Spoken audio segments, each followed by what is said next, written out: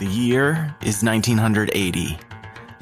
We are teenagers, and we're going to open a camp with a sordid history. I hope there's no more murderers afoot. This is Open Mic Night of the Living Dead, and this week we're tackling 1980's Friday the 13th. The creature's creeping right behind you. I hope you finally find a little slice of peace and light. 'Cause it comes crashing down tonight. Welcome to the open mic. When we call your name, you'll die. But there's no need to dread. This is the open mic night of the living dead.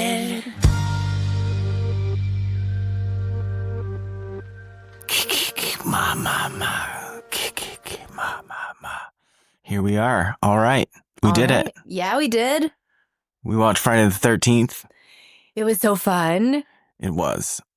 I have a fond affinity for this franchise in general, and I'm sure we'll get more into it later, but if I had to pick one of the franchises to take with me somewhere, and I can only pick one, it might be this one. It's tough to say, though. We can tackle that more later. That's a really hard decision to make, especially because I like so many movies that are part of each franchise individually. But I really enjoy this franchise, too. It's super campy, and this is among the more serious of the films, really until you get kind of to the end, and then it sort of blasts into major camp zone in the best way possible from my perspective. Not so much as some of the critics at the time it was released, but anyway, I'm John. And I'm Rachel. Like we said, this movie is from 1980. It was directed by Sean S. Cunningham, written by Victor Miller. It was the first independent film of its kind to secure distribution in the United States by a major studio, which is kind of a big deal. That is a pretty big deal. Hey, just to make sure, before you go any further, that we make sure people know there's spoilers. Oh, yeah, absolutely. Afoot. Okay. We're going to be diving deep as we do in these episodes. So if you haven't seen Friday the 13th and you're listening to this podcast, I'm confused about how this is part of your blind spot. I have plenty of blind spots. So, and I'm not judging, but I'm confused. That's all. Like, you've probably seen this, but if you haven't, pause this. It's probably streaming somewhere right now that you have, like Paramount or something, because after a bidding war over its distribution rights, Paramount won out. So a lot of times it's streaming there. Because the people at Paramount, including Frank Mancuso Sr., who kind of followed this franchise for a while, or maybe his son took over, I don't remember. But he said as soon as we saw Friday the 13th, we knew we had a hit. And Warner Brothers ended up with the international distribution rights. But this was released on May 9th, 1980. I guess a decent time to release like a summery camp movie, but not as good for like a Halloween-y feely movie, which, I associate this. Well, that's not true. I think of it as a summer movie, I guess, but I like watching it during the fall as well. Agreed. I think it definitely, all scary movies in October have a little bit of extra shine, I suppose. And November. Like that whole fall feeling. This movie was low budget, filmed independently for about $600,000, but it ended up grossing $60 million worldwide. So in today's numbers, the budget was about like $2.3 million and made $235 million. Pretty impressive. That's like the horror movie dream, right? That's why a lot of horror movies get made, because usually pretty low budget, and if you hit the right combination, jackpot. Well, and really that was kind of the idea behind this movie, but we'll get to that a bit more in the production part of story time. This movie's success, though, was helped greatly by Paramount's $4 million marketing campaign, which my understanding is that usually the marketing is about this equal to the film's production budget. So in this case, it's, like 8 times as much as the original production budget. $500,000. And then, 8 times. That's a lot. one of the famous things about this movie is its poster. I love the poster of this movie, the outline of somebody in a knife on a black background, and in it you see the trees and sort of campers walking through. The poster was by an artist named Alex Ebel, and I was prepared to go into a bit of a deep dive into all the posters that he has done, but in fact he has not done a bajillion movie posters. In fact, it sounds like he did the poster for this movie and then an unused poster for the sequel, but he was mostly a science fiction and fantasy illustrator. Cool. Paramount wanted to market the film as an illicit event to target the younger movie-going audience. And remind me, have we previously talked about sort of the shift in horror movie demographics or like the filmmakers' targeting of audiences sort of shifting from adults more to teens and younger audiences? I think we might have alluded to it a few times. I don't think we've dived really deep into it. Well, I think this really kind of marks that big shift. Definitely, when you think of the other movies that have come out before that influenced it, this is still really early in the slasher genre, right? But it plus Halloween kind of catapulted the subgenre to the forefront of the filmmaking world for the next decade, at least.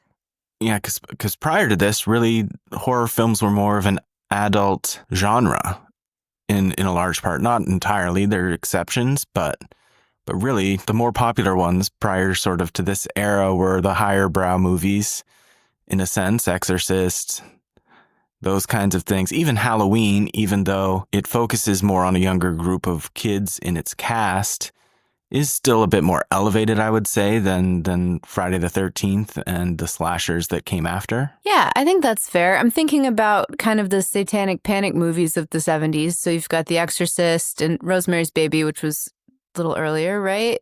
Yeah, that was late 60s. That was late 60s.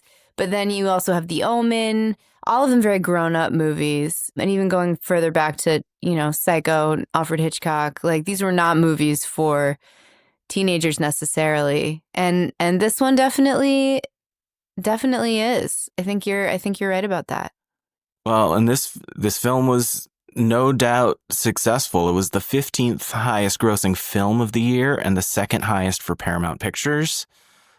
And excluding international sales numbers and the sales numbers for Freddy vs. Jason, it remains the highest grossing film in the franchise. But as I sort of alluded to earlier on, it had a largely negative response from the critics. Many criticizing its graphic violence, which seems kind of like a laugh today. Oh, comparatively, yeah. Even at the time, it received some praise for its cinematography, its score, and some of the natural performances by the actors. But it was characterized by many really as an exploitation film, which, is, I think, fair. There's a crossover there. Oh, completely. Did you see what Gene Siskel did? Oh, yeah, I'm getting to that. Okay, cool. I've got more from the critics on this one than I think some of our prior films because it's really one of the first films that we've had that was, I feel like, more negatively reviewed than anything else we've seen. I agree. I was looking at the ratings. I was noting those and seeing that it was definitely lower rated across the board than most of the movies that we've covered so far.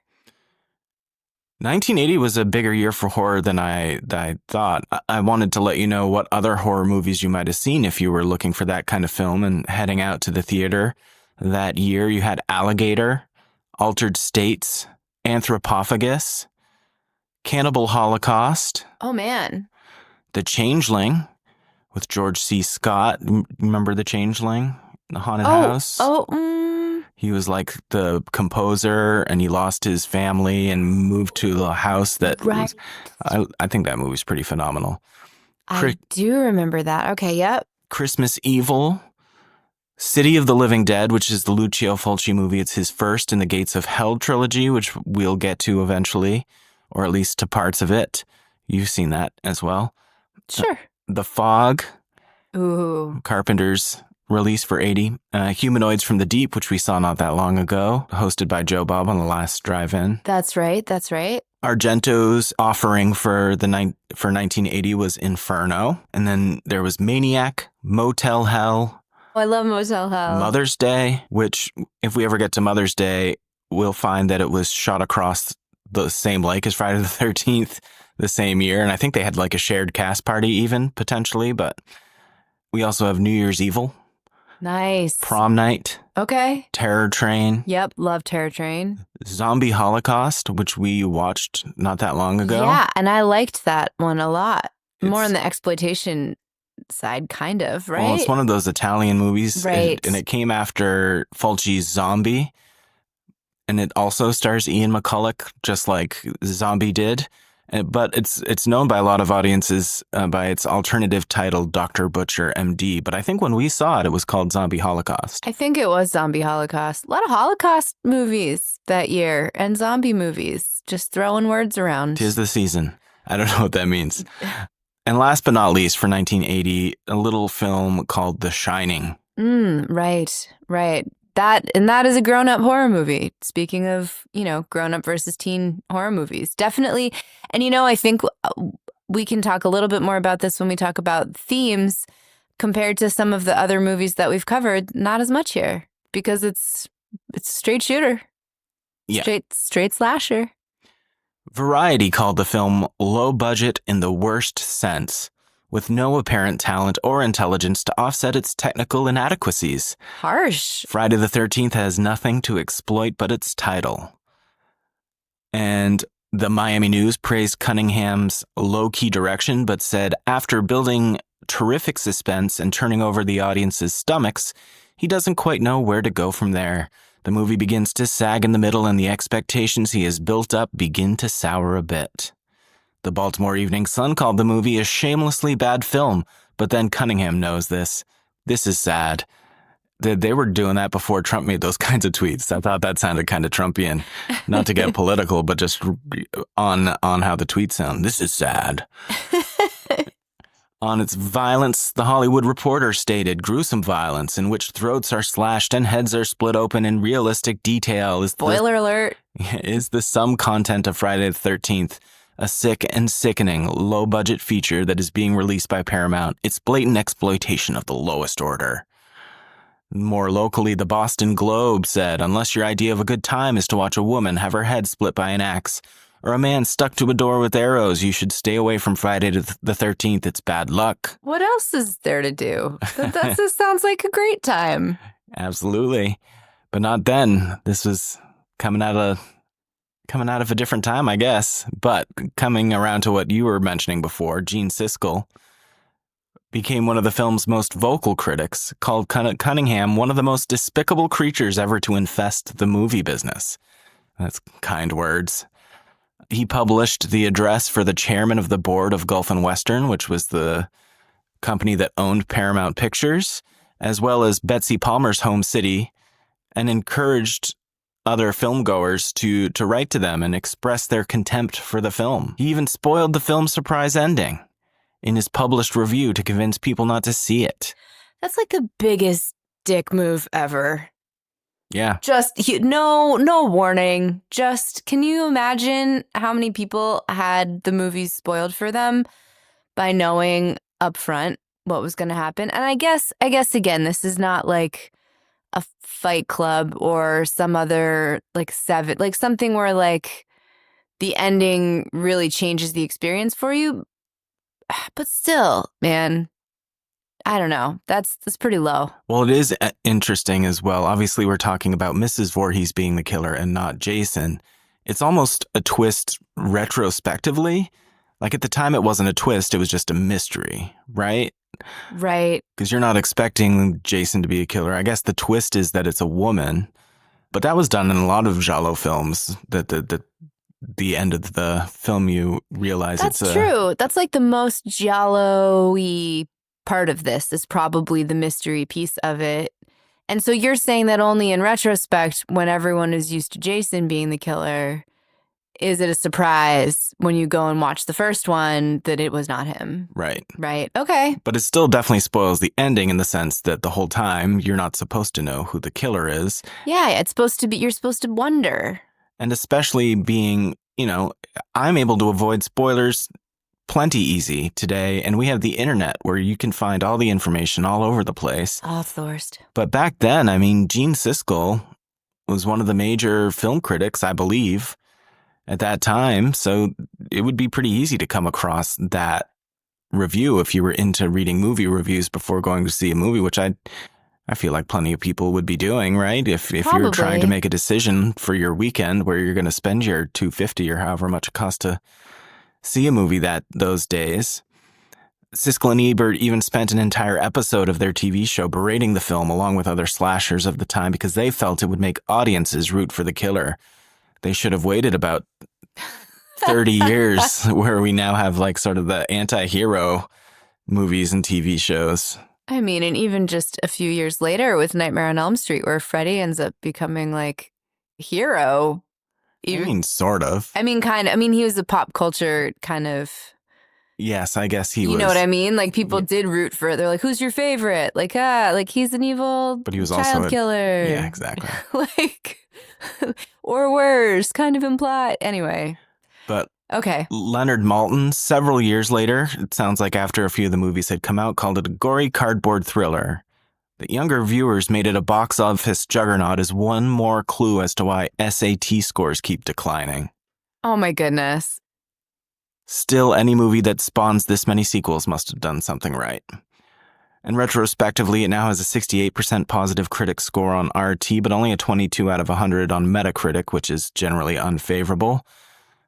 Contemporary scholars in film criticism have credited Friday the 13th for initiating the subgenre of the stalker or slasher film, instigating a rush of films of its type, which young people are systematically stalked and murdered by a masked villain.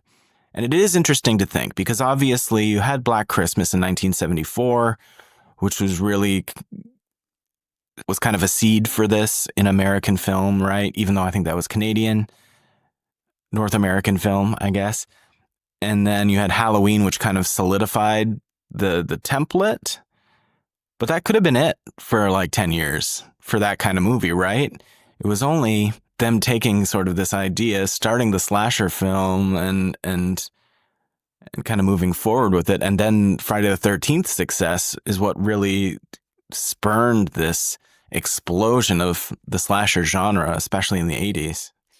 Yeah, and I know that, Friday the 13th was a direct response to the success of Halloween, which was another really big indie success, right? Mm-hmm. What about, was Halloween 2? Because I know Halloween 2 comes out in 82, maybe? 81 or 82? 81 or, no, because The Thing came out in 82, so Halloween 2 came out maybe 81. But I wonder if Halloween 2 would have come out if there had not been all these other... If Friday the 13th hadn't come out, and then, how much was we'll get to it when we get to it, I suppose. But yeah, this Friday the 13th, that is one thing that even though it was riffing off of other films like Black Christmas and Halloween, it also is responsible for pushing the genre as a whole forward. And along with the young people getting stalked and killed, you had Alice, who's noted as a prominent example, and the standardization of the final girl trope in slasher films. Yeah. And of course, since it came out, it has garnered a significant cult following and often ranks highly in lists of best slasher films. It had 4 VHS releases between 1981 and 2002, with its first widescreen DVD coming out in 1999. But the first unrated cut, which is the version that we watched, was released on Blu-ray and DVD in 2009. So that hasn't been out and about all that long. But I guess it's only 11 extra seconds or something. We noticed maybe 8 of those that I can think of as we were watching. Have we ever seen this before? But there was only one scene that seemed like it was new at the beginning. I meant to check to make sure we weren't just hallucinating. I was going to ask about that, but we can, yeah. But the rest are just extensions, extra frames of the kills, which is appreciated. Oh, cool. And there was a novelization. There were 10 sequels, including Freddy vs. Jason, the crossover with Nightmare on Elm Street. There was the 2009 reboot and a couple of video games, including a pretty recent video game like from 4 or 5 years ago, maybe. Friday the 13th, the game. Yes. I have a copy of that on some platform somewhere. There's an upcoming prequel series that, as of today, is, it's gone back and forth on whether it's actually going to happen. It sounds like it's happening, called Crystal Lake, which I will look forward to, and hopefully they don't mess things up. And in fact, it seems now at this point that Friday the 13th is preparing for a major rebirth in the horror world. How appropriate. Yeah. Because there was that video you can watch on YouTube, which is about a 15-minute short film. It's like a crossover advertisement with Angry Orchard. What is it? Cider. Cider, thank you. That's always a hard word for me, you know it. It's what I always say. John can't say cider.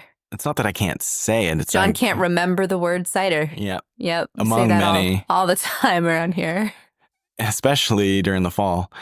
Yeah, so that's called Sweet Revenge. I liked that a lot. I enjoyed it too. It did some interesting things. Obviously, it's a commercial as well, which I think annoyed some people. But hey, let's take what we can get at this point. Everything now, all franchises and everything are big commercial ventures. So we might as well get Jason back. And if that's how we have to get him back, so be it. Hopefully they do a good job with it. Yeah, I'm looking forward to that too. I'm interested to know what your rating is for this movie. So, man, it's all right. So personal rating on my 1 to 5 scale. Well, no, you want podcast rating. If it's I can't decide. Probably for its place in the canon, like a 3. Like a low 3?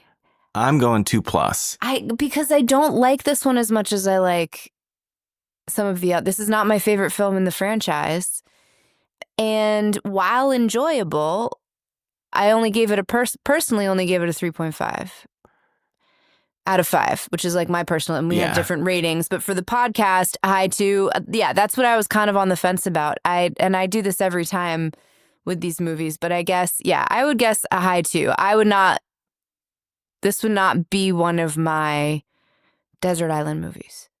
Probably. Right. Yeah, it's a high 2 for me. Again, I said I love this franchise, and I do, and I think that this movie is really important in that. It's not my favorite out of the franchise either, but I do really like it, and I do think that it's maybe the most unique and maybe has really, when you break it all down, has the most substance out of them all in terms of, who the killer is and the motives behind it and everything like that. But I think that they were still developing how they executed this kind of film, no pun intended. Haha. And for me, I'm not sure that any of the Friday the 13th movies make it into the 3 tier, but this is high up there, and both for how I am entertained by it, but also by how it is important in the genre as well. Its impact. Yeah. No, I'll go with that. Sounds good. High 2. All right. Not to be confused with haichu, which is like a chewy candy. Oh, right. Or haiku. Which is like a chewy poem. Yep. Can you do a haiku right now about Friday the 13th? Go. Oh, man. Okay. Counselors, beware. Don't do bad things, or else you won't see the light. Won't see the morning light. Very nice. How's that? Very good. It is going up on the blackboard. We have a blackboard of haikus. Yep. Stop it. Well, I think that's pretty much everything for reception. Do you have anything else before we move on to story time? No, I don't. Let's move along. Moving along. Here comes story time.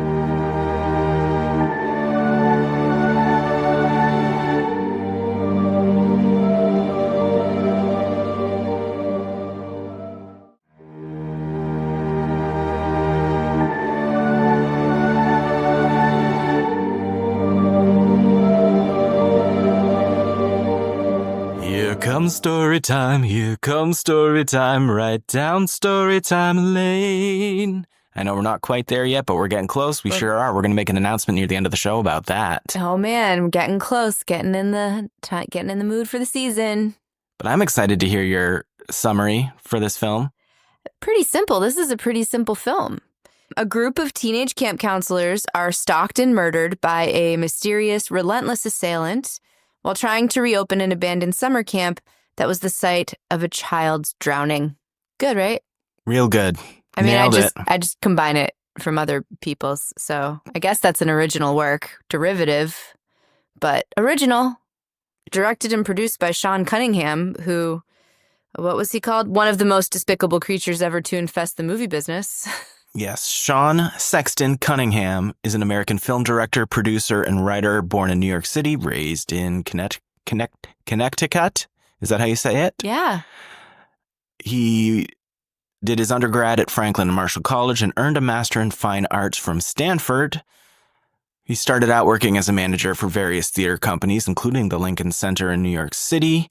Made his feature film directorial debut with a movie called The Art of Marriage, which I think was a documentary, in 1970, because he was working for a documentary company in New York in the late 60s. At that time, he was editing a film when he met Wes Craven, and they collaborated then with Cunningham as a producer, Craven as a director for Craven's horror film The Last House on the Left in 1972. Cunningham directed a few projects in the 70s, including 1978's family comedy Manny's Orphans, which was his movie that came before this. Sounds very different. I've not seen Manny's Orphans. But following the success of Friday the 13th, he went on to produce several horror films throughout the 80s, including House, 1985, and maybe the best sequel title of all time, House 2, The Second Story. And you haven't seen House yet, but I haven't. It's quite fun. We'll have to check it out. In the 80s, he directed a few films: A Stranger Is Watching, Spring Break, Deep Star 6. Then he had a couple in the aughts, Terminal Invasion, Trapped Ashes, and then his most recent directed film, which came out in 2017, was called The Nurse with the Purple Hair. I haven't heard of that, but I'm going to look it up later. In terms of the Friday the 13th, I have a hard time saying Friday the 13th. I shortened it to just F13 in my notes. Cunningham was involved with the original movie, and we're talking about production now. He only directed the original and then produced the original, Jason Goes to Hell, Jason X, Freddy vs. Jason, and the 2009 reboot. And he also served as a producer for Friday the 13th, The Game. And I don't know sort of the level of production he was involved with on those. I'm not sure it was as involved as the first film, but I don't know.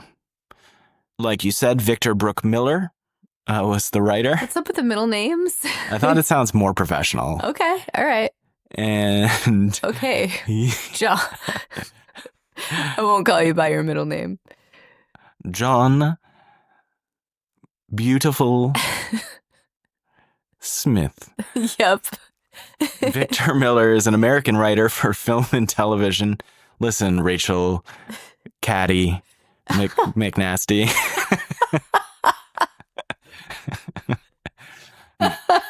He was born in Nolens, and he's best known for his screenplay for this film. He was not involved in any of the sequels, though he remains credited for creating the characters of Jason, Pamela Voorhees, and Alice Hardy. After this, he went on to write several daytime television series and won 3 daytime Emmys. He worked on Guiding Light, One Life to Live, Another World, and All My Children. He hasn't seen any of the other Friday the 13th films because he does not approve of Jason being the killer. And for a long time, as many listeners may know, there was an ongoing lawsuit about the rights, particularly for this film. And the issue turned on whether Miller was a work for hire when he wrote this. And without getting into all the legalities of it, it was resolved in September of 2021 when the U.S. Court of Appeals for the Second Circuit found for Miller. I don't know what that means in the results, but at least, I think that's why we're now seeing some action in the Friday the 13th world after all this time since the 2009 reboot. Yeah, I really thought that fact that he hasn't seen any of the sequels because he doesn't like that Jason is the killer. I loved that, especially because that's one of my favorite choices for this film is that it is about a mother who is avenging her child's death in her eyes. However, just a quick note, he did write and produce Rock, Paper, Dead in 2018. Yes. Did you see that? And did you see who directed that? I did not. Tom Holland. Oh, nice. From Fright Night. Although on Letterboxd it's under Rock, Paper, Scissors, but you look up Rock, Paper, Dead, and the poster says Rock, Paper, Dead. So yeah, directed by Tom Holland and produced and written by Victor Miller with Michael Madsen, looks like, in a lead and a few other names that I recognize. Oh, and Ari Lehman, who's Jason, the child Jason. Yeah, I have questionable thoughts about this film that I've only heard of today. I know. I'm just saying, I really like Tom Holland. I was surprised I hadn't heard of it. It has a 2.7 on Letterboxd, so probably. But he also, a year later, he co-wrote the script for Eden Falls, which I have seen, and that was quite good. Yeah, I was going to ask about that. I haven't seen that either. So, yeah, very, very interesting, slightly more interesting story about the writer. And, of course, Cunningham was inspired by the success of Halloween. And really, in a lot of, people criticize this film for being a cash grab. And I think it started out as that. That was a large motivation for the film. But I think it became bigger than that when it finally hit the screen. And I think I'll get to some more of that in the cinematography sort of section later on. But Cunningham wanted the movie to be shocking, visually stunning, and make you jump out of your seat. Did you see what the original screenplay was called? A Long Night at Camp Blood or something? Yeah, exactly. Oh, wow. Hey, brain. Nice job. And while redrafting the screenplay, that's when Cunningham came up with the title Friday the 13th, again, sort of capitalizing on sort of the holiday aspect of Halloween. And I've kind of heard different iterations of the story. This is kind of a famous story about the pre-production of this film. But from my understanding, Cunningham basically put out an ad with the logo of the movie before the screenplay was even written. And the purposes of that, I think, is sort of where I've heard mixed things. But it seems to be that Cunningham put that ad out in Variety magazine to kind of test the waters of whether there's other rights holders for that movie title. I read that too, that he wanted to make sure that he didn't lose it, so he put it out there. And I guess there was a movie called Friday the 13th, The Orphan. Yes. That had come out at some point, and there had been a lawsuit threatened, but it was resolved some way. I don't know if they just sent Betsy Palmer over and had her do some of her method acting. Miller, as he was sort of redeveloping the script after the title changed, he delighted in inventing a serial killer who turned out to be somebody's mother, whose really only motivation was her love for her child. He said, Mrs. Voorhees was the mother I'd always wanted, a mother who would have killed for her kids. That's saying a lot. And I guess Miller also incorporated elements of nightmares he experienced throughout his life in which he was murdered for the death scenes, which I guess I was thinking at first, I wish I had inspirational dreams like that, but I do not. Nope. I think it's maybe you do. I don't know. Sometimes you shout out things, but never anything like that. Usually, mostly that's when I'm trying to speak in my dream, but I'm like I'm like unsuccessful in talking in my sleep. Right, but you try really hard. I try hard because I know when I figured it out now when I wake up that I was sort of making noise in my sleep because I had a dream where I was trying to speak, but I couldn't. Ah. And usually that's when you make a report that indeed I was making noise. The idea of Jason appearing at the end of the film was not part of the original script, not even the final draft. It just was supposed to end with Alice floating in the canoe on the lake.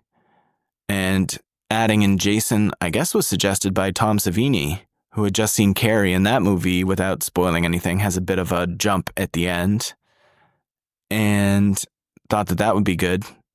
Like we said before, Miller was unhappy about the filmmaker's decision to make Jason the killer in the sequels. He said Jason was dead from the very beginning. He was a victim, not a villain. Yeah, and I actually think I side with Miller on that. I mean, obviously, I enjoy the other movies and glad that they exist, but like from a storytelling perspective, it does kind of take it. It adds a supernatural element, very much in the way that they do with Michael Myers later on, right? Where it's like the first one is like a more human story that is possible, but then once you start, I mean, I believe in some supernatural stuff, so I'm not saying that that's not entirely possible, but like it definitely, I think it weakens the story slightly. I can see why Victor Miller made that choice. So, I didn't know the appropriate place to lay out the way that I view this franchise, but I think now's a good time. I'll probably bring it up every time we do a Friday the 13th movie because I think it's a perspective that helps me enjoy the franchise more, because one thing that this franchise is not is consistent.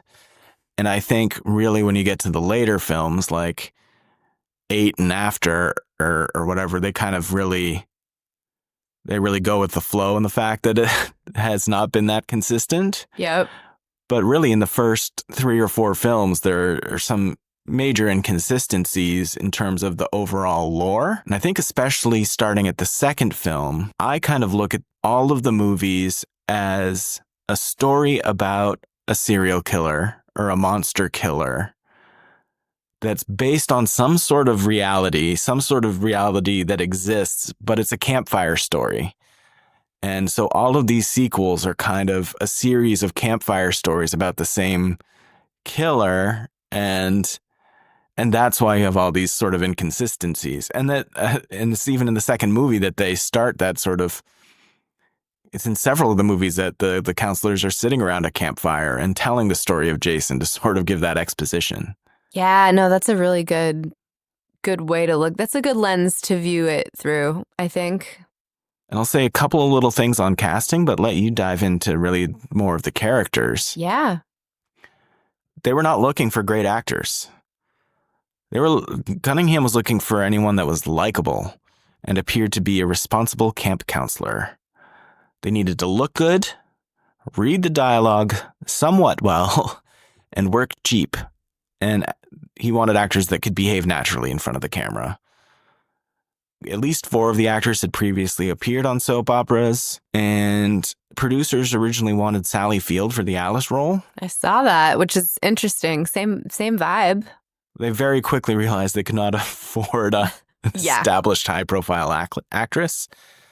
Also, the actors who played Jack, Ned, and Marcy, so Kevin Bacon, I don't know the other actors' names right at the moment, they knew each other. Mark Nelson and Janine Taylor.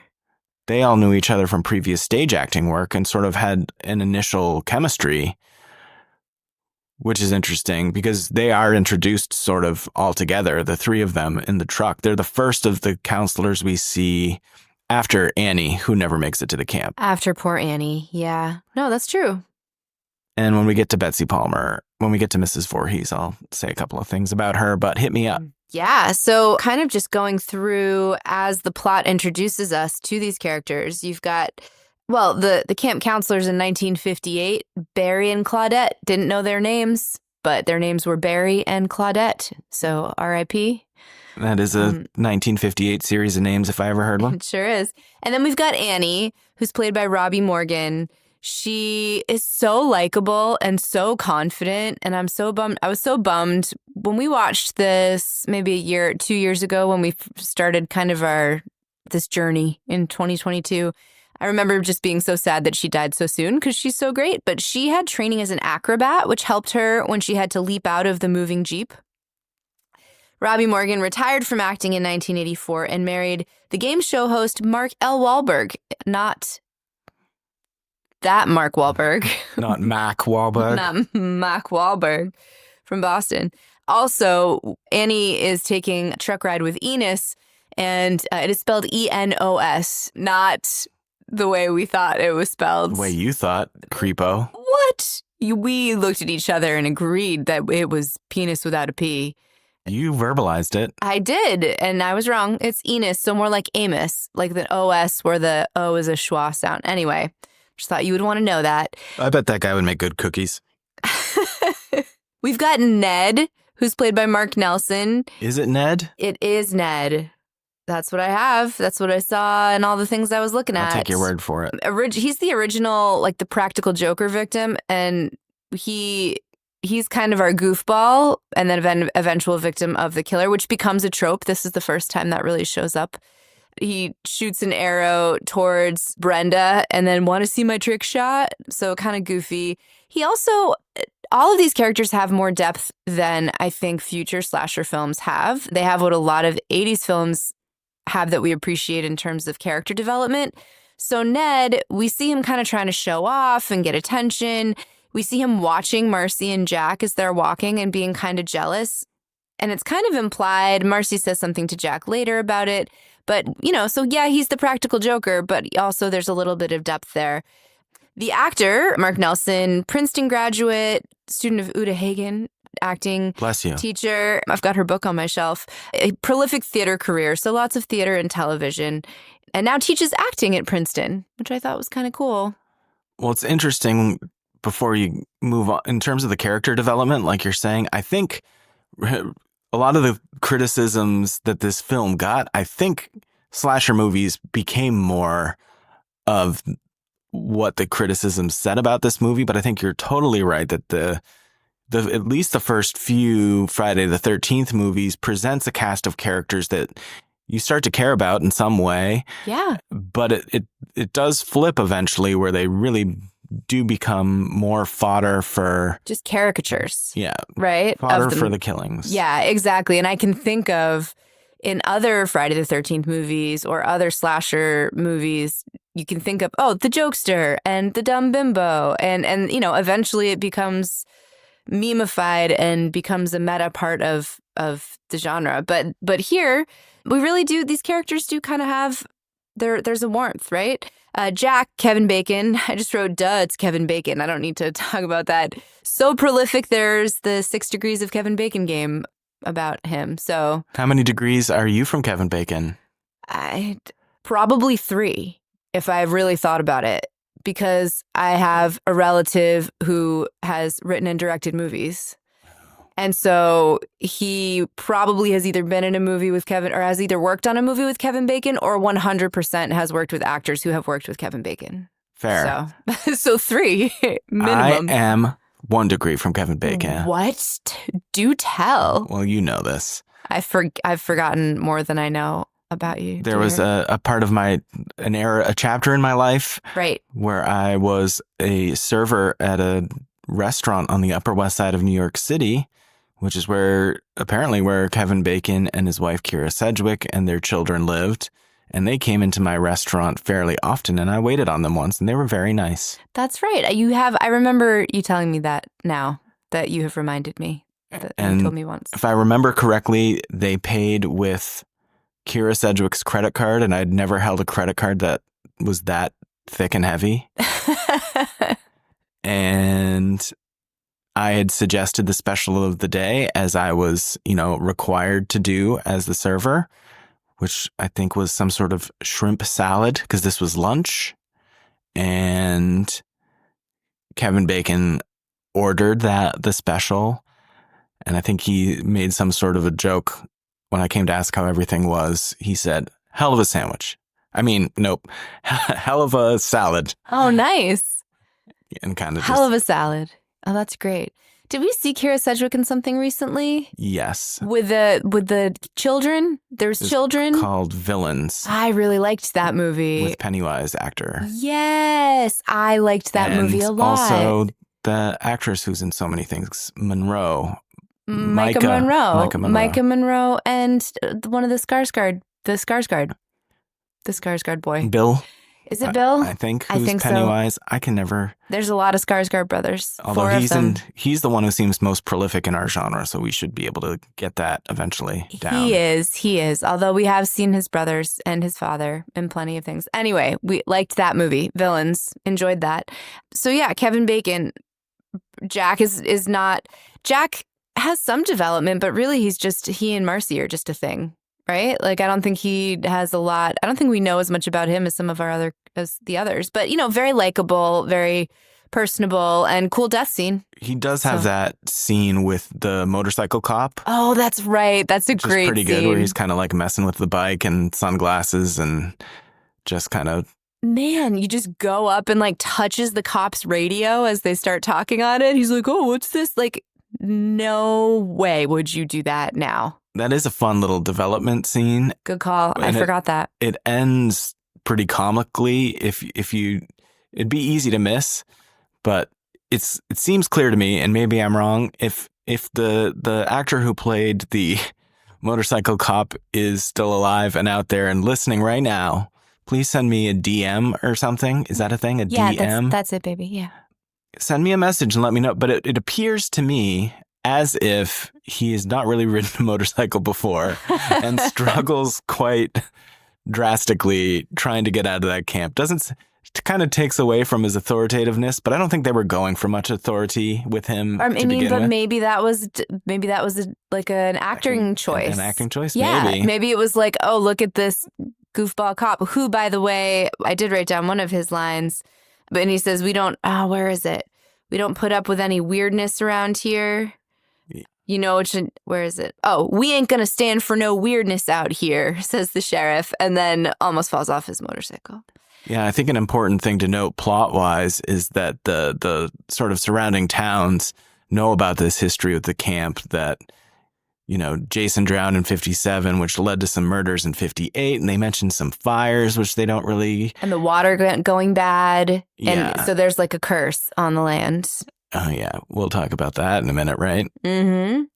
Oh, yeah.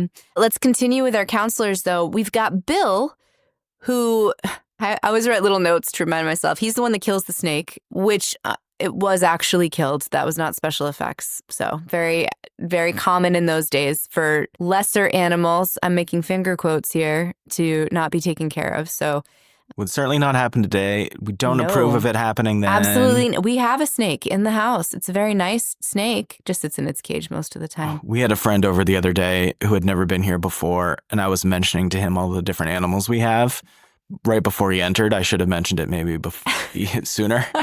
But when I said there was a snake, he was like, in like a cage, right? As if we just have like a pet snake wandering around like the cats. The other animals wouldn't survive that. We have a small dog. I can barely stand for it to be in the house in a cage. So I know it does.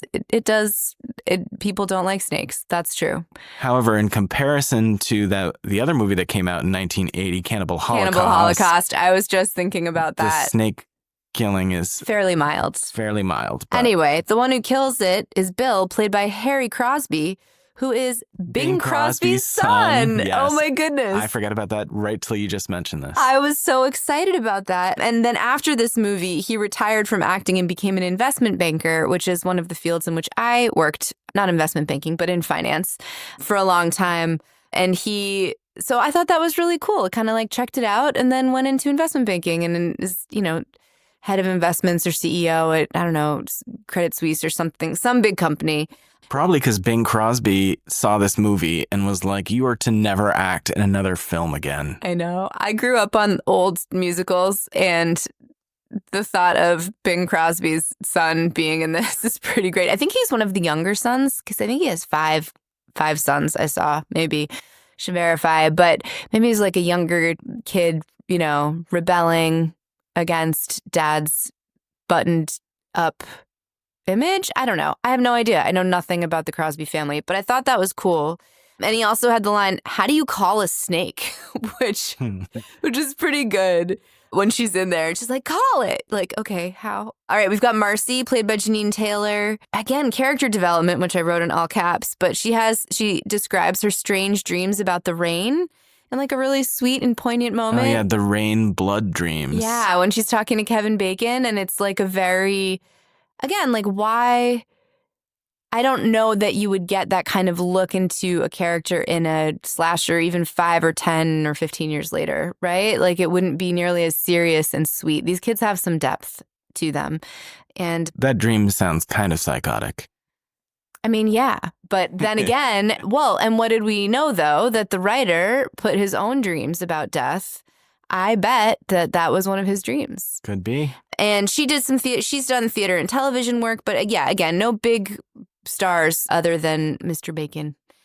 We've got Brenda, Laurie Bartram. She's so likable. You kept calling her the tall girl. And I was like, oh, yeah, she is tall. I don't notice heights on screen all that often, I've realized. I don't either. I think maybe it's just because against the other characters, she's trying to differentiate. Taller.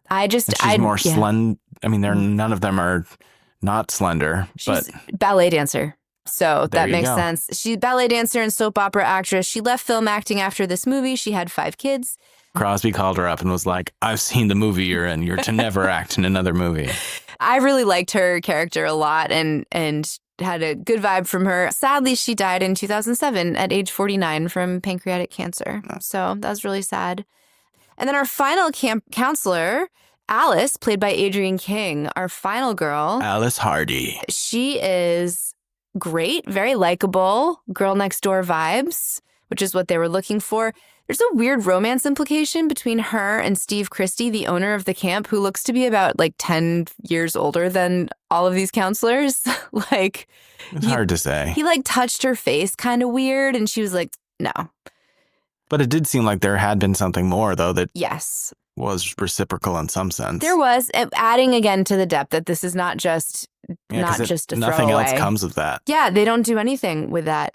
Interesting note, which I think many people probably know, but the success of the film led to a stalking incident that prompted her to leave acting for 30 years. It really, really messed with her life.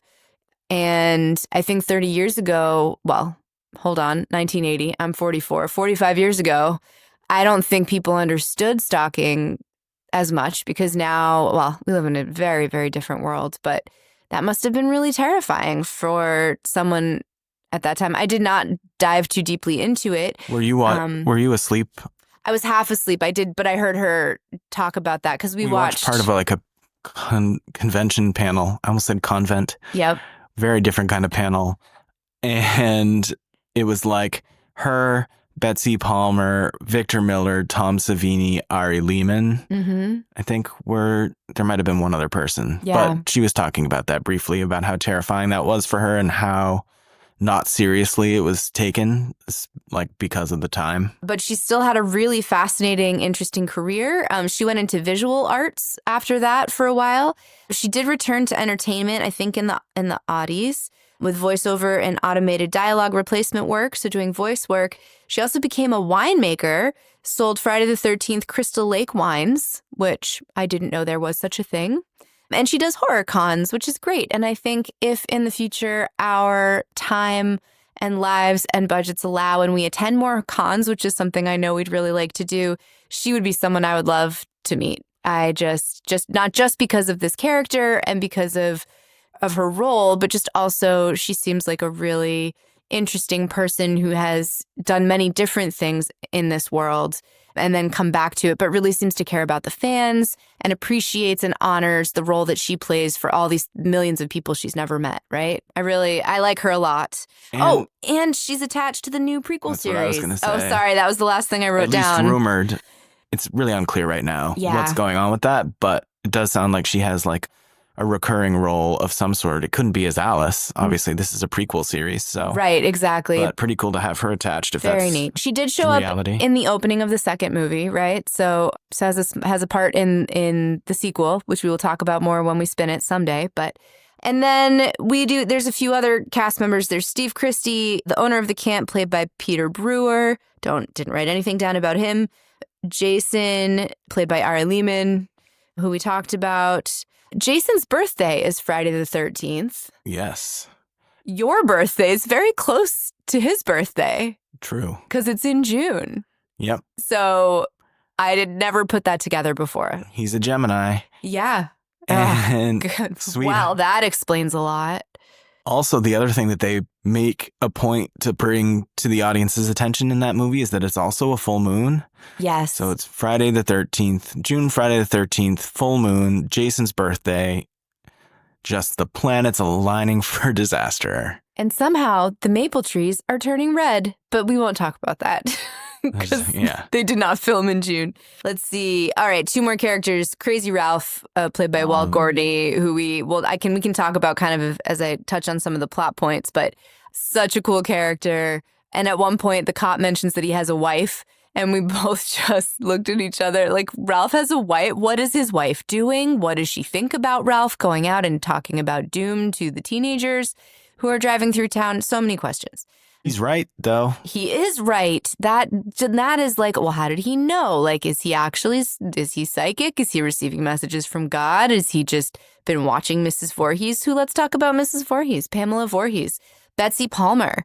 Really, really interesting role for someone who had never been in movies like this before. She had a long storied history, right? Yeah, I doubt I've seen anything else with her in it. I haven't, yeah. But, had a reputation for being sort of a wholesome motherly type.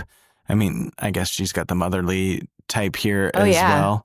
She famously agreed to take the role because she needed funds to purchase a new car. Mm-hmm. And she was paid $1,000 a day for 10 days of shooting, right? Even though she believed the film would be, quote, a piece of shit. She is a follower of Stanislavski's acting system, which he's Russian, surprise, which is a systematic approach to training actors in the art of experiencing. So it's a system of acting in which the actor is supposed to experience feelings analogous to those that the character experiences. So she created her own backstory for Pamela Voorhees, who as a teenager gave birth to Jason out of wedlock and was disowned, and then became psychotic and puritanical in response to his death at the hand of rowdy, horny teenagers, and then decided to kill all of the immoral teenagers, creating one of the tropes that lasts in slashers for the next few decades, and then that was kind of immortalized in Scream, which takes all these tropes and turns them into rules, right? Or calls them out anyway.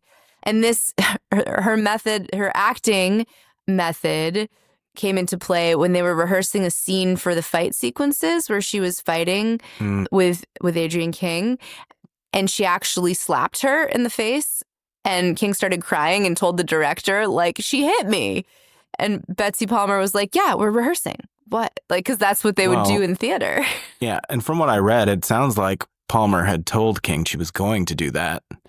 She told her, I guess I don't have the quote, but she was like, we should rehearse this, and that, because we slap people for real on stage, when I slap you, I'm going to do that. But King wasn't big on it, and Cunningham told Palmer, no, Betsy, we don't hit people in movies. We miss them. Pretty great. And I think my favorite part of this movie is probably that last fight scene. So I'm really going for it too in some way. It's so good. Do you have any idea how old she would have been at that time, Betsy Palmer, when they shot that? I don't, but she had to be in her 50s, 60s maybe. I can math it real quick, but yeah, because they did not have stunt doubles. Right. They were really rolling around. She was doing some running around. It was impressive. Not that you can't be athletic and everything at that age. But it's more difficult. It's more difficult. You don't see it very often. And, she was whacking Adrienne King's head into the sand on the beach. Oh, yeah. She was born in 1926. And they shot this in 79, so 57? 50... Wait. 53. When did you say she was born? 26. Oh, 26. Yeah. Yes. 53. So she was in her mid-50s and was rolling around with a 20 whatever. Pretty great. Who's your favorite character? I think Alice overall, but in terms of who I'd want to chill with, probably Brenda. So I really enjoyed that. I really enjoyed her role and thought she was really kind of cool. Who's your favorite character? Crazy Ralph. Crazy Ralph. Okay, that's fair. He's on screen for so short of a time. But yeah, that makes sense. You're doomed. Oh, and then the bike shot where He just keeps biking off into the distance. They cut to something else and they come back to him still biking off. it's great. It's so fantastic. This camp has a death curse. You're Uh, doomed. I wish you would do that to the children more often. I feel like You don't let me be scary with the children. That's true. That's true. Because I got a lot of things lined up. If we're opening that. Let's give it a few years, just a few years, until they're both teenagers, maybe. A few more notes on the plot. When the camp counselors are murdered in that opening scene, originally intended to take place outside, but unexpected snowfall forced the scene to be reworked to happen in a barn. Yes. That's because I was going to move into filming. Oh, okay, cool. Yeah. If we're done with the characters. Yeah, it was characters and plot. So there's a few more things in there. I'll skip anything I have on filming. One other thing I noted, when Annie hitches a ride with Enos, he drops her at the crossroad and then she gets in the Jeep. I was wondering, what does Annie see in the killer's face that makes her jump out of the car all of a sudden? Like, well, part of it's because she knows they've gone past the road for it. Right. And then apparently, it must become very quickly that was intentional by the driver. And so there must be some sort of harm present. Right. And she noticed that and is like, I'm going to jump out of this car. Very assertive. I think the teenagers in this film are far more self-reliant and resourceful than maybe I would imagine teenagers to be today. Like, when Marcy's in the bathroom and the water's not turning on and she figures out how to turn it on. I don't know how many 18-year-olds could pull that off these days. I mean, maybe I'm not giving 18-year-olds enough credit, except that I've talked to a lot of them out in the world and they've got that. I think the internet has changed us. Let me just put it that way. Internet has changed us. Except maybe some would be more resourceful if they had an internet connection, but if they're out there in the middle of the woods at Camp Blood, and they don't have any sort of interwebs, then they might be in trouble. So yes, I think she was very resourceful. One little tidbit, I thought this was interesting. When Marcy's looking in the mirror and she says, she quotes a movie. She goes, "Lizzie, you'll always be plain." I looked that up. The movie is Lizzie from 1957, about an LA psychiatrist who uses hypnosis to treat a 25-year-old who has multiple personality disorder. Interesting. Which I think is funny because Pamela Voorhees kind of has conversations with Jason in her head, right? And multiple personalities. So I don't know if that was intentional. I don't know if it was coincidental. I thought that was kind of a neat little deep cut trivia bit. And then, I really like the waitress at the diner when Steve's at the diner. Sandy. Love her glasses, her whole look, her whole vibe. We don't know what he got for dinner. All we can see is his remaining coffee mug, but it only cost $2.25. Yeah, it was 1980.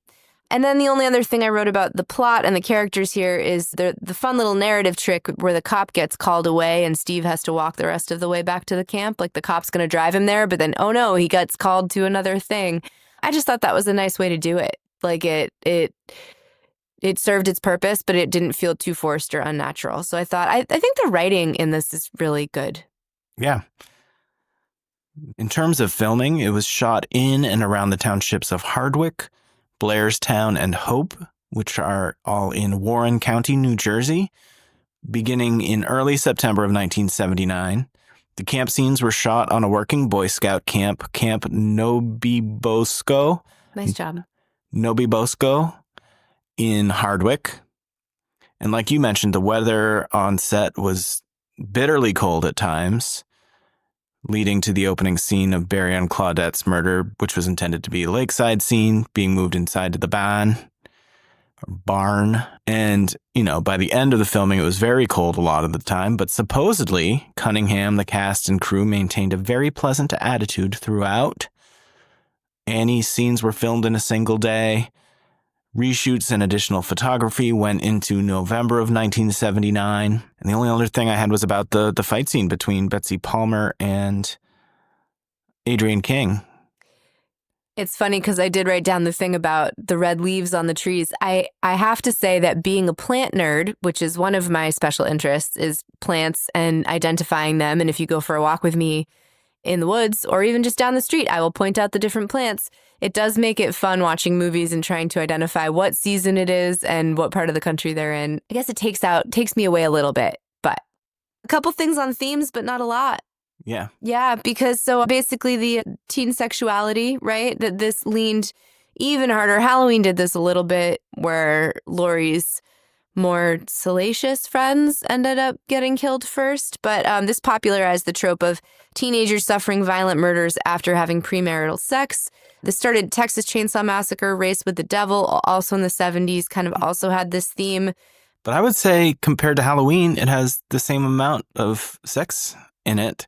Because Halloween just has the opening scene, and then later with Linda and Bob. Mm-hmm.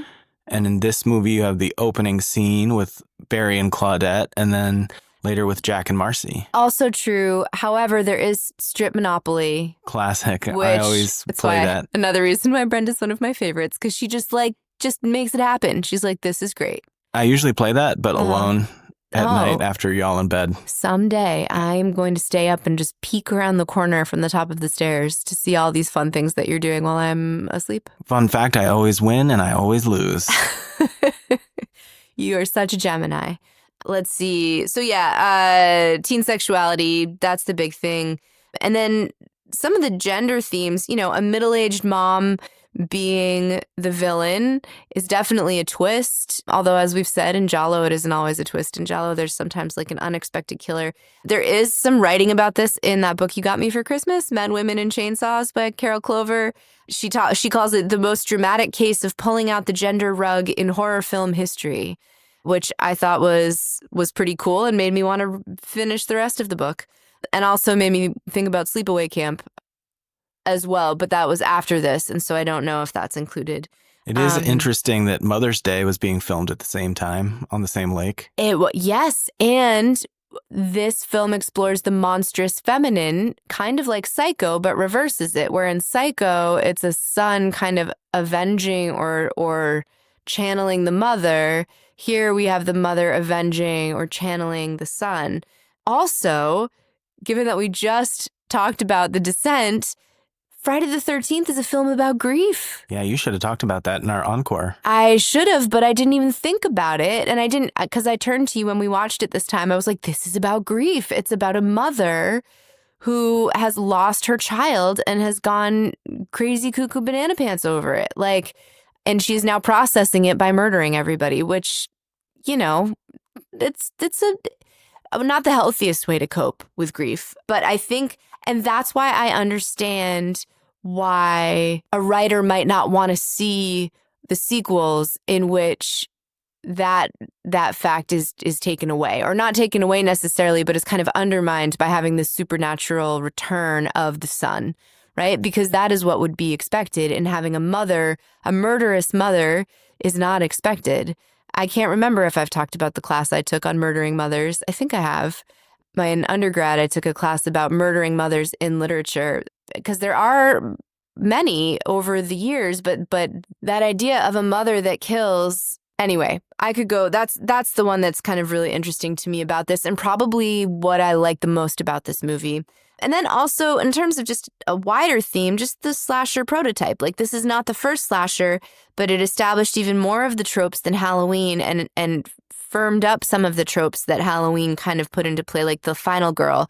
There was a great interview with Manfredini, who did the music. I don't know if you read it. And he said about the movie, it's myopic. It doesn't try to be anything other than exactly what it is. Victor Miller's script is a straight line. That this movie is just a pure slasher. And so you've got the trope of the prophet of doom warning the kids before they get there. You've got the jokester dying early on, which we see many times in others. And we've got the teens having sex and then getting murdered. So you've got all these things that eventually, from tropes into jokes into rules in Scream and beyond. But yeah, that was about it for themes. Not nearly as many to explore here as in some of the other movies. Even Halloween, I think, had a lot more. I don't know, felt like there was more to chew on there. And here I was just like, oh no, this is just a straight, slick slasher. But with good character development, and you care about them and you want to know more about them. And some great lines. excuse me, girl. Excuse me, boy. When Annie meets the dog, which was weird. She must be a veterinarian. And then a few others. Enos says, dumb kids, know-it-alls, heads full of rocks, which I thought was great. Ralph's line, which you have already quoted. And then Brenda, just when the generator gets fixed, she goes, what hath God wrought? Like, she's just so funny and down to earth. And I was bummed out when she died. I thought she would have made a cool final girl too. Like, Alice is fine, is great. I like Alice a lot. But yeah, Brenda was pretty cool. That's about all I've got for story time, man. You telling me it's time? Oh, I'm telling you, it's time. For vibe check. Vibe check. Vibe check.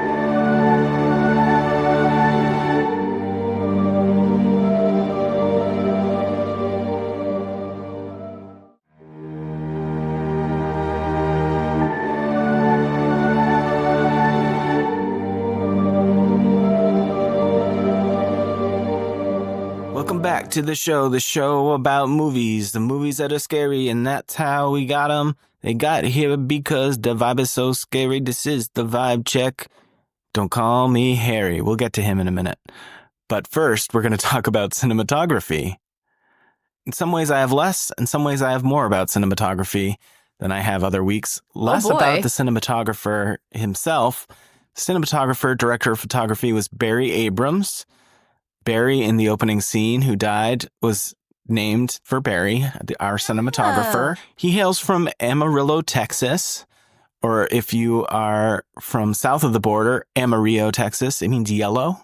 Is my Spanish memory correct that is yellow? Yes, your Spanish memory is correct. That is, in fact, yellow. He did some assistant camera work on a couple of projects, maybe late 60s, early 70s. He was director of photography on about 7 films, including a couple other projects with Cunningham, like Manny's Orphans and A Stranger is Watching. And he did a movie in 1980, a horror movie called The Children, which I didn't list in the horror movies for 1980, apparently. But A Stranger is Watching was his final full-length film that he did cinematography for. So his director of photography career was not very long-lived. He did some acting a bit later on, starting in like 1995. He acted in about 4 projects. It looks like he might have had a recurring role. It was hard for me to tell, in a show called The FBI Files. And his final role was in a mystery thriller called Gray Matters in 2006, and he died in 2009. In terms of the cinematography itself, I don't have a lot of note here, but because of their limited budget, they didn't have all the lights that you would usually have or whatever. So a lot of the exterior lights that might have been used in a movie like this, where a lot of it takes place at night and outside, were not used, resulting in the nighttime sequences appearing very dark. Otherwise, from my point of view, you had a lot of naturalistic lighting, relying a lot on the practical lights available. You have plenty of daylight until night comes. Yeah, you said it. And I could be a prophet of doom myself. But one of the biggest aspects of this film was the recurrent use of point of view shots from the perspective of the killer, from Mrs. Voorhees. And while many people would say that this is just, copycat sort of thing, I found a few things online that convinced me otherwise. And say more. Believe me, I plan to. Great. From what I read, it was really more Cunningham's vision that this point of view perspective was used, and it's less credited to the cinematographer in this sense. But it was really an innovative use of what previous films had done in this area. And I want to give credit where credit is due. I found a great article called The Eyes Behind the Mask, How Friday the 13th Changed POV in Slasher Films, which was written by Fraser Coffeen for Horror Homeroom. So check this out. There's way more details in the article itself. Cunningham used the POV shot to ratchet up the tension and created something new in the genre. But first, you kind of got to look back at where this started. Psycho brought the audience into the killer's head in the shower scene, but it was only very limited. Most of that shower scene, even during the killing, was still from a neutral camera angle, but there were shots from the killer's perspective, especially when she's falling down in the shower and continuing to be stabbed. What used more of the POV was Peeping Tom, which was a UK horror film we've mentioned before, came out the same year as Psycho and actually slightly before Psycho. And that movie featured a serial killer who films his murders from kind of like, if I remember correctly, like a hidden camera or an obscured camera that's on his person when he's committing his crimes. Elements of the POV then became more used in the coming years, particularly in Italian giallo films of Mario Bava and Dario Argento, with the next major step, especially for North American audiences, coming in 1974 with Black Christmas, which is often held up as the first true slasher. Director Bob Clark uses POV for virtually every one of the killer's attacks in that movie and establishes that technique early. And of course, what we talked about a month ago, the final bridge before Friday the 13th is, of course, Halloween, which reuses many of the techniques employed in Black Christmas.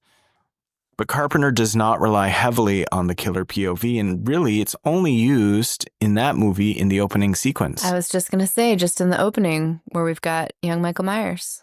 Fascinating. So where things have sort of been improved upon, or not necessarily improved upon, but have been taken beyond that here in Friday the 13th, in the opening murder of Barry and Claudette in the upstairs of the barn, that establishes the killer POV. So right from the opening scene, that's part of the movie's toolbox. The director has established that this is at least one way that they're going to introduce that there is danger afoot, right? Is the POV. Carries on to Annie's murder. She's in the Jeep, like you mentioned. We watch the scene. Once she gets in the Jeep, we watch the scene through the killer's point of view. That employment of that technique is similar to how it's been used in the past. The next use is slightly different. The counselors are swimming, and we see that the killer is watching through the killer's point of view from the other side of the lake. And it's very clear that it's, somebody who is sort of peeping on them, that it's the killer, because we see a hand push the bushes aside, but we're across the lake. And I think it's Brenda, maybe. It's either Brenda or Marcy who kind of senses that there's someone over there, but they can't see anything. In that scene, even though you're looking through the killer's point of view, there's no attack coming. It's not possible. So you're sort of establishing the killer's point of view in an aspect that's kind of more in a stalking manner, but not necessarily as an imminent danger situation. It's a really interesting nuance that I hadn't considered, because I obviously noted the POV perspective, right? And linked it to Black Christmas and Halloween as well. But it's not just in the moments of the murders, that it is beyond that. So there's character development for the killer. Well, and it gets even better because the use of the POV becomes more unique. In Marcy's scene, she has run off. She's left Kevin Bacon back to be arrowed through the neck in the cabin. She's run off to the bathroom. Is it an outhouse? It's not really an outhouse. No, it's a bathhouse. A bathhouse. Bathhouse at camp, yeah. And to run out into the cold, freezing rain after being all snuggled under the covers, just the craziest decision. But when you gotta go, you gotta go. I guess so. And what's really becomes unique in this scene is Marcy starts to hear a noise. We kind of getting the POV sort of from, behind the shower curtain almost. And it's going back and forth looking at Marcy. And then the camera approaches Marcy and we think the kill is coming then, but it doesn't. Because the point of view perspective has been established for the killer, the audience thinks that she's about to be attacked, but Cunningham subverts the audience's expectations using that POV technique. Ooh, my favorite kind of subversion of expectations.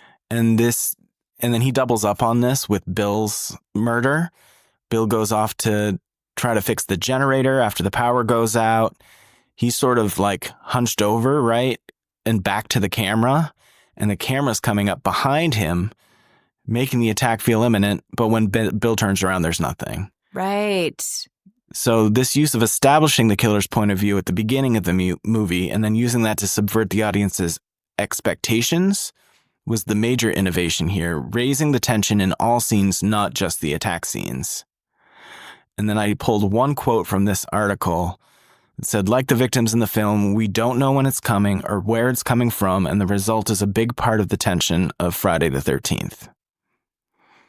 So that's my spiel on the POV killer innovation in this movie, and which kind of raises it up. Like I said before, it was viewed sort of as a cash grab, and that might have been the initial intention.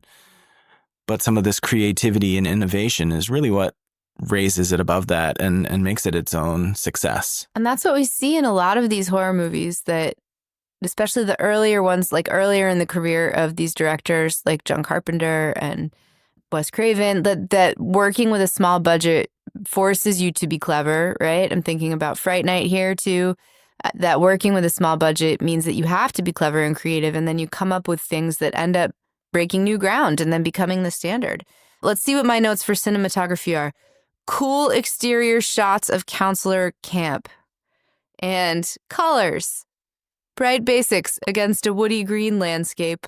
That was it. Well, and like I had said back in the review section, there were positive mentions for the cinematography, and I think it was just the naturalistic cinematography that really is what it was praised for. Yeah, very, very natural. It feels pretty great. I love the woods, so. And there's a bajillion of these movies following it. Yes, there are. In the woods. There are. Luckily, there's a lot of woods to shoot in. Mm-hmm. Although, they're getting cut down. I don't know. Not around here. They're trying to take over our yard, the woods around here. Yeah, what do you got that's for special great. Effects? Special effects, Tom Savini, as we mentioned before. This is our first Tom Savini movie, isn't it? Is it? I think so. I think it might be. He's really one of the biggest, most well-known special effects makeup artists of all horror. Yeah, he's like a horror king. And we'll come across him again and again, I'm sure, as time goes on. It's funny that on episode 19, we're just... I know, that's crazy. Well, for this movie, he was hired based on his work from Dawn of the Dead in 1978. That's the one in the mall, Rachel. George Romero's Dawn of the Dead, 1978. Yes, I love that one. His direct design contributions included the axe wound to the face when Marcy was killed. Ouchie. The arrow penetrating Jack's throat in the bed death scene. Classic. And Mrs. Voorhees' decapitation by machete. Love it. And I didn't write a lot down about Tom Savini just because I feel like we know so much about him already, but I should have, probably, since we haven't talked about him that much. He was a soldier in Vietnam, right? Or was he a medic? I thought he was or a Vietnam photographer, like a war photographer. Like, I think you're still a soldier. I'm not sure what his status was in terms of that, but he was in Vietnam, and so a lot of his special effects came from his actually seeing stuff happen to real people and real bodies. And so his gore is legendary. He himself is a legend. Well, I think I heard him say in an interview, or I read in an interview, he said that if it didn't look real to him, then he wasn't satisfied, or something along those lines. Yeah, that sounds about right. I know we've heard a lot from him over the years, just kind of in our journeys through the horror sphere.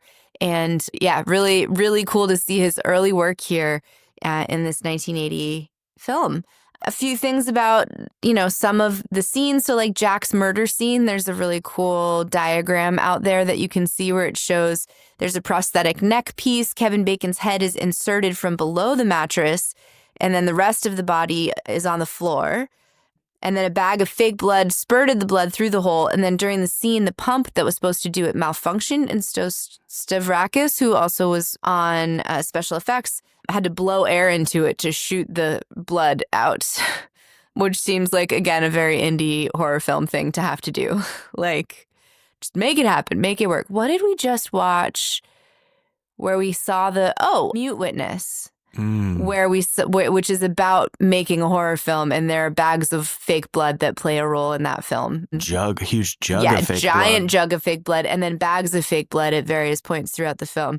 So I thought that was kind of a cool peek behind the curtain. Although you did point out how long Kevin Bacon's neck was looking in that scene. Only in those extra frames. It was the extra frames that were part of the uncensored version, right? Right. Because they had to cut some of the frames out of, because the effects are so good generally, that I think the rating, I don't know officially how it came about, but I think that they had to cut down some of those graphic gore shots due to the violence. But you do see, it does reveal a little bit of the effect, I think, those extra frames in the unrated cut. I would agree. It looked the least realistic. Speaking of, they also wanted to shoot Marcy's death scene in graphic detail, but the axe kept sliding across the mold, and so they had to switch it to a cutaway shot. So instead of seeing the axe go into her face, they had to do a cutaway shot instead, which looks great and very realistic. But I think that goes to what you said about Tom Savini. If it's not perfect, he's not doing it. And then one other thing about the special effects that stood out, Harry Crosby, Bing Crosby's son, a.k.a. Bill, was injured in his death scene with the arrow. There was an arrow in his face, and there was an issue with the fake blood and a welding agent that temporarily blinded him and left him in severe pain. Reminded me of some of the actors in Fright Night being blinded by their contact lenses temporarily. And maybe that has something to do with why Harry Crosby stopped making movies, because he was injured in this film. But really looked great. His death full of arrows looked real good. Real. Well, again, we didn't see the death. We didn't see the kill. We saw the body. Right. Which future films, the role of gore in horror films going forward. Yeah, this is not a movie for someone who doesn't like gore. Even though it was made 45 years ago, it holds up real well and looks realistic enough that it would not be on someone's list if they say, I like horror but not gore, which there's a lot of people like that, as we discovered telling people that we do podcasts. By comparison, there's not a lot of it, but because it was practical and done by Tom Savini, it looks real. It looks real, and it looks real good. It looks very realistic. And I think for someone, and especially back in 1980, before the last 45 years of special effects, both practical and digital, I think it would have probably been quite shocking to someone then who was not used to it because it was so new. Well, and even if you're comparing it to, like you were saying, Fright Night, which came a few years later. Yeah. Which we were talking about how great these special effects were in that movie. They are great, but they are far more fantastical. Yes. Even though they're very well done and good to look at. They still look like effects. Well, your brain knows that they're effects because it's not something that necessarily exists in this world as we know it and have experienced it, at least. I don't know what's going on. Asterisk. But not sure. But then in something like this and a lot of other movies in which Tom Savini has provided his craft, they are much more grounded in reality. Yeah. And didn't he direct the remake of Night of the Living Dead, 1990? Yes. Yeah, which I hope we get to watch someday because I really like that remake. It was I liked it. I like Barbara, obviously. And also, fun fact, my introduction to Tom Savini came in the Robert Rodriguez movie From Dusk Till Dawn, written by Quentin Tarantino, also starring Quentin Tarantino, where Tom Savini plays a biker named Sex Machine who has a gun where his unit is. Where his anus would be? Where his anus would be, covering his anus. And I didn't know the first time I saw From Dusk Till Dawn, I did not have the background in horror that I have now. I saw that movie when I was 16 and had not seen hardly any of these movies. Loved the movie. I would love to go back and watch it now because there's a lot of nods to classic horror in that. Plus, Salma Hayek dances with a snake. Speaking of snakes. That's all I got for special effects. You want to talk about music a little bit? Absolutely. There's some cool music in Happy this. to, yeah. Another one of the things that really elevated this movie by the time it hit screens was the work of Harry Manfredini, which in my notes, both when we were watching the movie and my research notes, I just have Harry Manfredini in all caps with exclamation points. He is an American composer. I'm starting to lose my brain. We're getting into the thick of it. Bold of you to think you had one before. Oh, everyone! I'm gonna add in a claps track, and an applause track. Oh yeah, how's that brain? See? Harry Manfredini is an American composer and jazz soloist from Chicago. I do Boston accent. We're in the Boston area. I do Boston. I try to do Chicago. I'll try to do all the accents. Good. And I'll offend anybody who's listening. Perfect. He has scored more than 100 films, and those films, in chronological order, are as follows. Just kidding. Did you get nervous? No. Another great thing about this franchise, his music's awesome, and he did most of the movies. He did the first 7 films. He was not involved with 8, which is Manhattan. Jason Goes to Manhattan. But then he did Jason Goes to Hell, Jason X. He was somehow involved with Freddy vs. Jason, even though I'm not sure he was the main composer. And he also did the music for the game. He had years of classical training. Musical taste and style of his were influenced by composers such as Giacomo Puccini, Igor Stravinsky, and Maurice Ravel, among others. He worked on several of Cunningham's films around this time, which is interesting because you had Cunningham, Victor Miller, and Harry Manfredini all worked on several of these films. Manfredini also did the score for House 1, 2, and 4, Wishmaster, The Anna Nicole Smith Story in 2007. Nice. Instant classic. It would be awesome if he just used the Friday the 13th music for the Anna Nicole Smith Story. And then most recently, he scored 2 movies in 2024, Monster Mash and Solitude. But in terms of Friday the 13th, the decision was made to only play music when the killer was actually present. So there's a lack of music in certain scenes. A good example of this was when Ned shoots the arrow near Brenda, which is a big scare. Yep. But there's no music in that scene because the killer's not there, which was a deliberate choice. So that scare kind of comes out of nowhere. You're not even prepared for a scare preparer at that point. Manfredini also noted that when something was about to happen, the music would cut out so that the audience would maybe let down their guard a little bit, amplifying the effect of the scare even greater. Yeah, so cool. So cool the thought that went into the scoring of this movie, and I'm assuming all the other movies that he's worked on as well. I really enjoyed learning about that. He was influenced by Jaws, which came out a few years before, 1975, which is another movie where the killer is not seen for a large majority of the film. In fact, I think we see Jaws more than we see Mrs. Voorhees, possibly. I think you might be right. I don't have the stats for that, but... How many minutes on screen? Of course, in Jaws, where the shark's not seen for a lot of the film, but instead there's a substitution with a musical motif in that film by John Williams, which cues the audience to the unseen menace, similar in this movie. And the score strings were also influenced by Bernard Herrmann's score for Psycho, which is also a phenomenal score. Manfredini said that he was inspired by a composition by Krzysztof Penderecki that contained a chorus with striking pronunciations, which you do have that. You have a lot, even, of course, plenty of horror movies have like string, what do you call them? I had it in my head and lost it. Cider? Nope. Stings? Yeah, stings. String stings. He really, some of the music in the score really has that throughout. There's like a lot of like striking string moments within the score. That's it. That's very effective. I actually am playing a video game right now that does a string sting every time you run into a zombie unexpectedly. And it is just as effective. I have jumped at my computer more times than I can count while playing this game because it's just, like it just gets you because there's nothing beforehand and then the zap. You are a bit of a jumpy mumpy. I am. No. Sorry. It's okay. You know what? If you're not failing with at least half of the things you're not trying enough new things. Hey, listen. So keep going, babe. We're past 10 years married now, so we are. I've got a free pass to do rhymey nicknames. I mean, you've been doing that since the start, let's be fair. Jumpy Mumpy's not my favorite, though.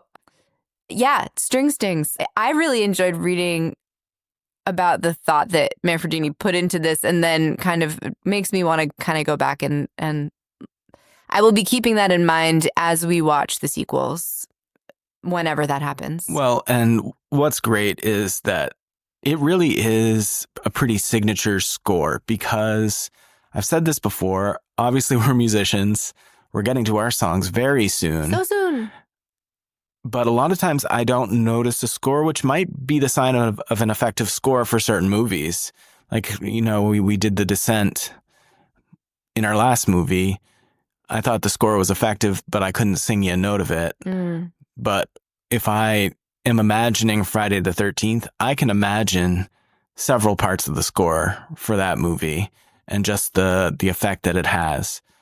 But not only do we have the striking music, but we also have, I don't even know how to describe it, incredibly famous sound. Yes. And how does that sound go? Ma. That is correct. Thank you. You win the prize. Ding, ding, ding. If you thought it was actually ch-ch-ch-ka-ka-ka, which I have said before, just because that is, it's like the game of telephone. Yeah. It has sort of become that. He even said he didn't know where that came from. I thought I had written down the quote. I saw that quote too. That's pretty funny. But what that came from was Mrs. Voorhees reciting, "Killer Mommy, Killer Mommy." And I originally thought that meant that he had actually somehow like sampled Mrs. Voorhees saying it, but it was in fact him. He went in and spoke the words kill and mommy. He spoke the words harshly, distinctly, and rhythmically into a microphone, and then ran them into an echo reverberation machine, which now would just be, you'd slap on some effects now on your computer. And got that famous ki ma ma ma. Yeah, very cool. He finished the score over about 2 weeks and recorded it in a friend's basement? ? Talk about some phenomenal home recording. Music historian Randall D. Larson describes Manfredini's score as an effectual atonal composition for strings, brass, keyboard, and voice. And Rachel Reeves, who wrote for Bloody Disgusting, she's also now a host on the Halloweenies podcast, praised the score, stating it's more than just beautifully evocative and eerily unsettling. The music is one of the key elements that elevates the film from a copycat cash grab to a worthy slasher successor, which I thought was really well put because it really is the character development, the special effects, the sort of the twist that you don't see coming of the mother, and Manfredini's score. They really do elevate this above, some of the movies that came before it, but especially a lot of the movies that came after. Oh, yeah. No, I think that's a great way to end that section. I think it says it all. All right. I think it's time to move to the open mic portion of this shindig. It sure is. Our songwriting gimmick for this week was inanimate object, in which we each had to pick one inanimate object to inspire our song. I'm having a hard time. Inanimate object. There you go. I'll practice it more later in the mirror. That diction. I really need to see my tongue and teeth. The tip of the tongue. The lemon squeezes lemons. No. Lion? Many mumbling mice. Lion, lemon. I don't know that one. Inanimate object. Did you do it? Inanimate object? Of course I did. All right. Who's going first today? Ooh, I don't know. Flip the pick. Flip of the pick. Flip the pick. Use an inanimate object to decide who goes first. The one that says, the side that has words faintly on it is heads. Okay. And the other side's tails. Call it in the air. Okay. Tails. And it is tails. Would you like to go first or second? I will go first. All right. Here's Rachel's song inspired by Friday the 13th after a short momentary break.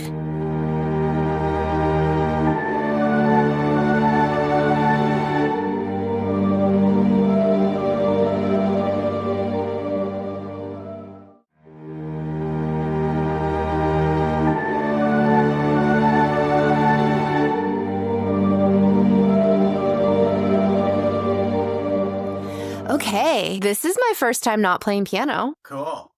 Right. You don't have a microphone because I have both mics because I'm playing on the mini guitar, aka a 6-string ukulele, which I just play like a guitar. So I know it's a ukulele. I get that. So our prompt this week was for inanimate object. There's a lot of those in this movie. And this is called Arrow. Okay. No one can see us, but you're really close to me because of the way that the microphones are set up. It's a little bit intimidating. You're just 3 feet away from me. I'm going to do this. Hold on. Stop it. Stop looking at me. Please me. Stop. Okay. I'm fine. Oh, the other thing, one of the reasons I decided to switch over to guitar is because, I can't look at you, is because they were all at camp, and so there's like a lot of camp playing like guitar around a fire. Like they were singing camp songs at the beginning. And so this kind of reminded me of playing for big groups of people. This is like a camp song. This is a camp song, basically, called Arrow. You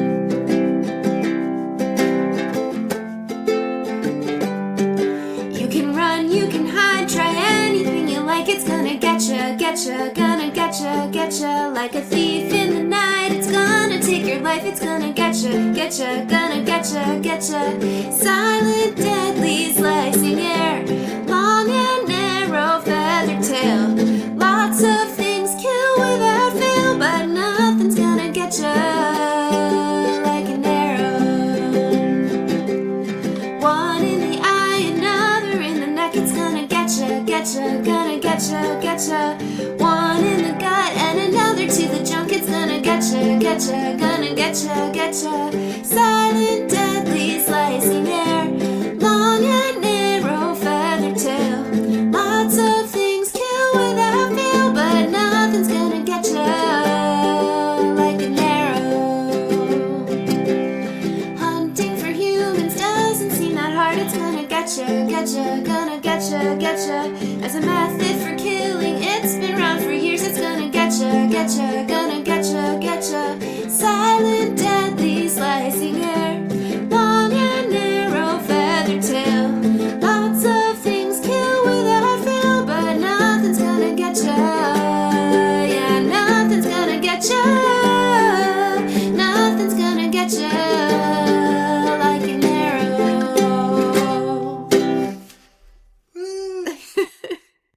That is on the sillier side. You don't say. But it was fun.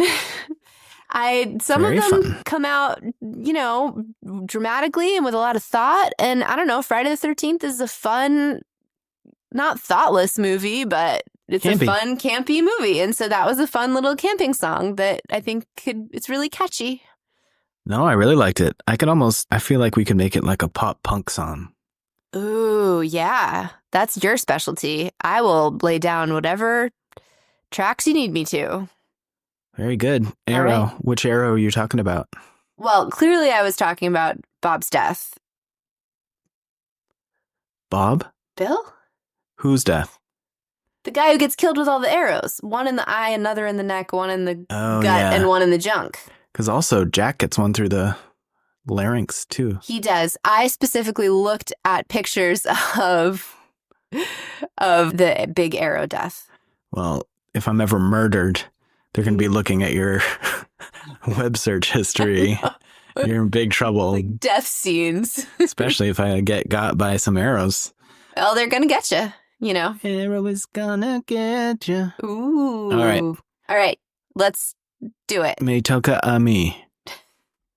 All right, here's my song inspired by Friday the 13th, 1980. It is called Green Rain Jacket.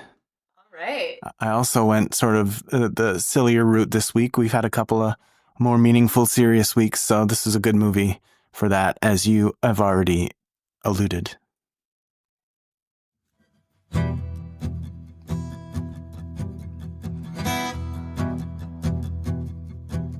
You can't pass go and you don't collect. You just end up undressing.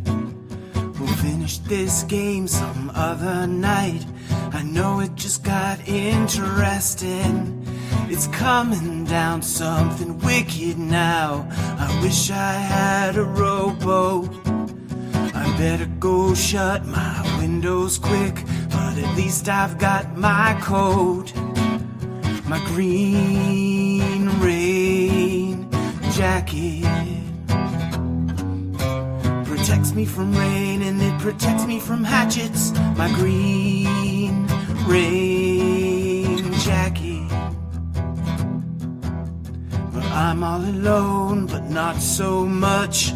Someone's behind the curtain. I've never brushed these teeth so quick because my comfort's uncertain. I feel like someone's been watching me. That's it, I'm off to bed. I should have kept this slicker on, but chose my death instead. My green rain jacket protects me from rain and it protects me from hatchets. My green rain jacket.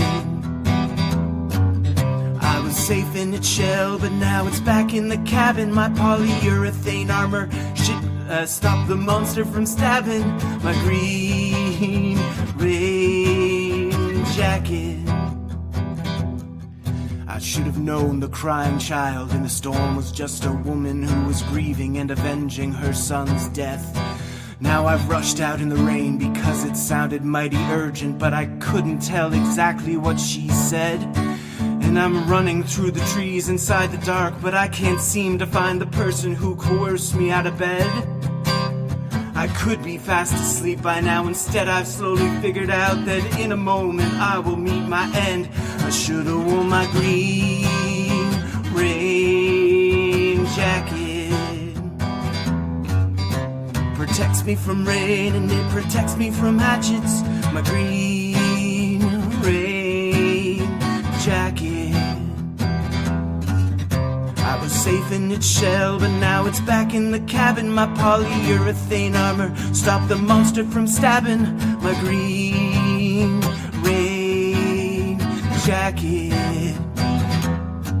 Should've worn my green rain jacket. Why did I leave my green rain jacket?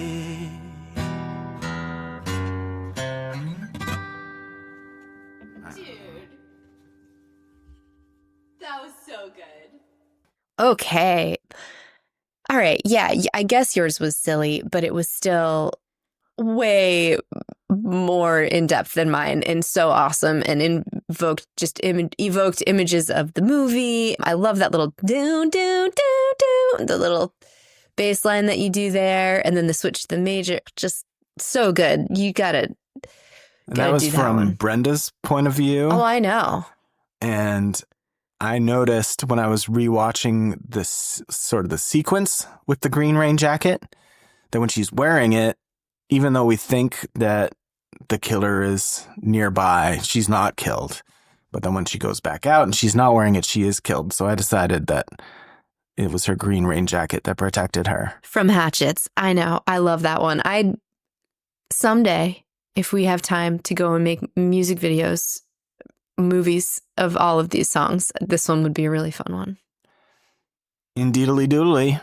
Oh, that was so good. All right, let's get back to our setup. Yeah, we're losing light. Let's wrap this up.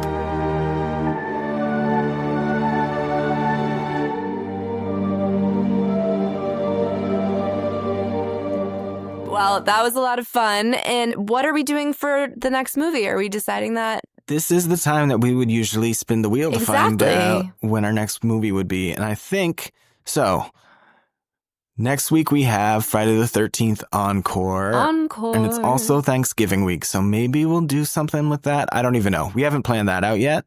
Right. But that means that in 2 weeks, we will be in December, which is the season of Christmas for those who celebrate, and of course, all other kinds of holidays that are lovely and delightful. I'm not going to lie, we are a Christmas household. and we love Christmas season. Is that fair to say? That is true. We are a Christmas family with a little bit of Yule sprinkled in as well. So you will not be surprised that we also love some Christmas horror. We love Christmas horror. And we've teased that we'd be doing some Christmas horror. We contemplated doing a Christmas wheel, but we thought since this is our first year of the podcast, our first Christmas season, we would hit up a couple of the classics. Mm-hmm. So in 2 weeks, our first Christmas horror movie will be Black Christmas. Dun, dun, dun, the original. The original. Yeah, I was about to say, because there's been 2 remakes, which we've watched, but we won't be watching those. We'll talk about them, though. At least not this half decade. We might get to them eventually. Eventually. So then we'll do a encore episode of Black Christmas.